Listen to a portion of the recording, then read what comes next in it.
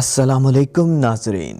इस दुनिया में बहुत सी ऐसी शख्सियात गुजरी हैं कि जिनकी वफ़ात के बाद भी इनका नाम ज़िंदा रहता है। इन शख्सियात के कारनामों की वजह से इन्हें अच्छे या बुरे नाम से याद किया जाता है। इस वीडियो में हम एक ऐसे शख्स के बारे में जानेंगे कि जिसके बारे में हमने हमेशा स्कूल और कॉलेज की किताबों में सिर्फ़ इसकी दरियाफ्त अमेरिका और इसकी तारीफ़ ही सुनी है, लेकिन इसकी असलियत से बहुत कम लोग वाकिफ़ हैं। वीडियो शुरू करने से पहले बराए करम सब्सक्राइब कीजिए और घंटी के बटन को दबा दीजिए ताकि हमारी हर आने वाली वीडियो आप तक पहुंच सके। कोलंबस 30 अक्टूबर 1451 में जेनवा इटली में पैदा हुआ। सल्तनत उस्मानिया का तनख्वाहदार मुलाजिम रहा। एक तजर्बाकार सिपाही और महम जो जहाज़रान था, मगर एक सियाह के तौर पर ज़्यादा मशहूर हुआ। यह हमेशा से दौलत और शोहरत को पाने के बारे में मंसूबे बनाता रहता। इसी दौलत और शोहरत की हवस ने इसे एक नए मुल्क की खोज पर उकसाया और ये अपने मकसद में कामयाब हो गया और अमेरिका को खोज निकाला। लेकिन इसने इन इलाकों पर कब्ज़ा कैसे किया और कैसे जुल्म और सितम और कत्ल व गारत से इन इलाकों को हासिल किया, इससे आज हम पर्दा उठाएंगे। 12 अक्टूबर 1492 में कोलंबस नए समुद्री रास्ते से मशहूर मंगोल बादशाह कबलाई खान की सल्तनत की तलाश में निकला।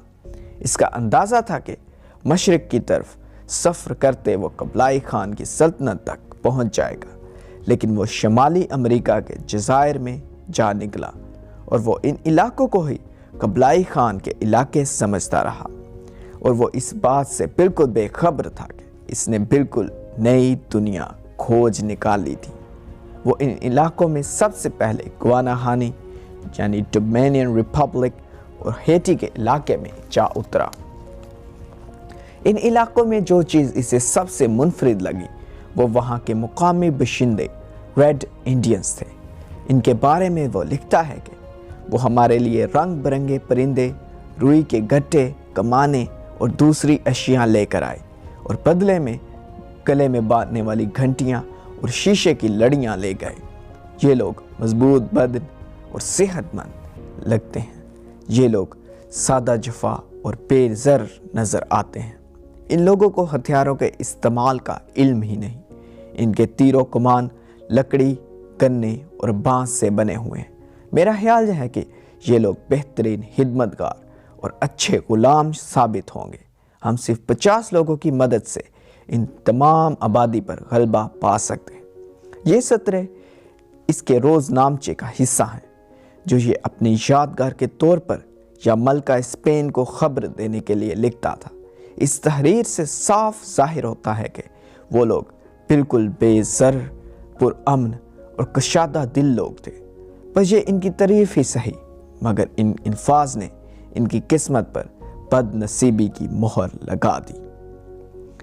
कुछ माह वहाँ रहने के बाद 15 मार्च 1493 को कोलंबस वापस स्पेन पहुंचा तो उसका रॉयल एडमिरल के तौर पर इस्तकबाल किया गया।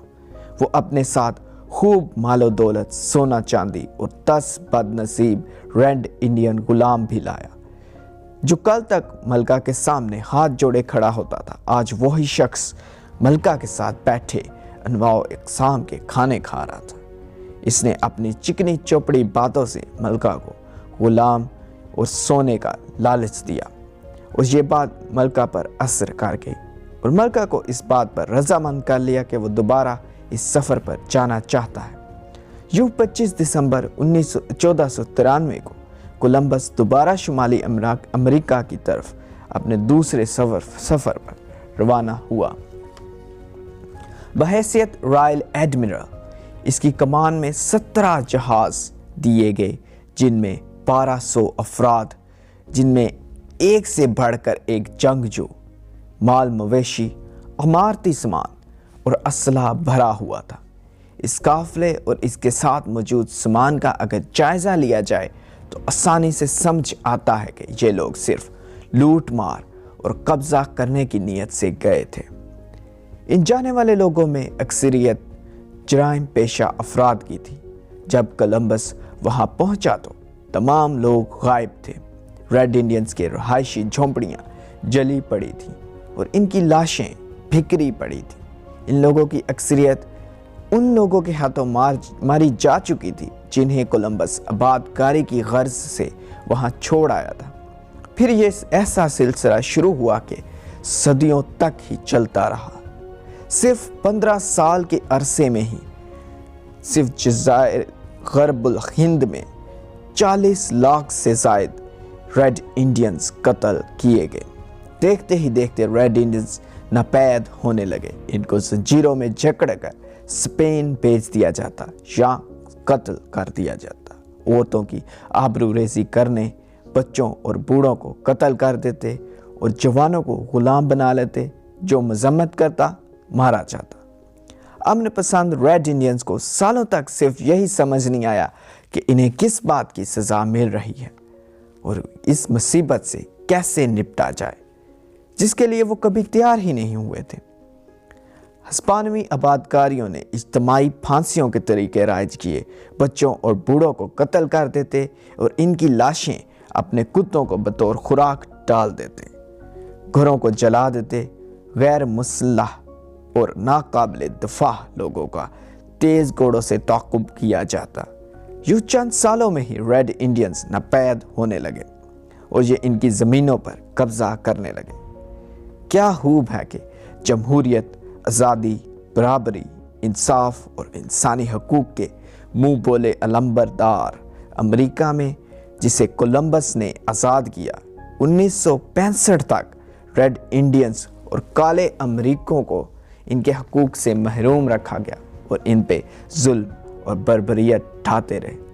तकरीबन यही हाल अमेरिका का भी रहा और यही हाल अफ्रीका का रहा और यही हाल ऑस्ट्रेलिया में भी किया गया। अगरचे हमलावर और कौमें मुख्तलिफ थीं, इंसान दुनिया के हवस में किसी भी वहशी दरिंदे शैतान से पीछे नहीं रहा। अगर आपको वीडियो पसंद आई तो लाइक कीजिए, कमेंट कीजिए और अपने फ्रेंड्स और फैमिली के साथ शेयर कीजिए। आप मुझे फेसबुक, यूट्यूब, इंस्टाग्राम और ट्विटर पर फॉलो कर सकते हैं। मैं हूं फहद बशीर और मेरी आने वाली नई वीडियो तक अपना और अपने प्यारों का बहुत बहुत ख्याल रखिए। अल्लाह ने के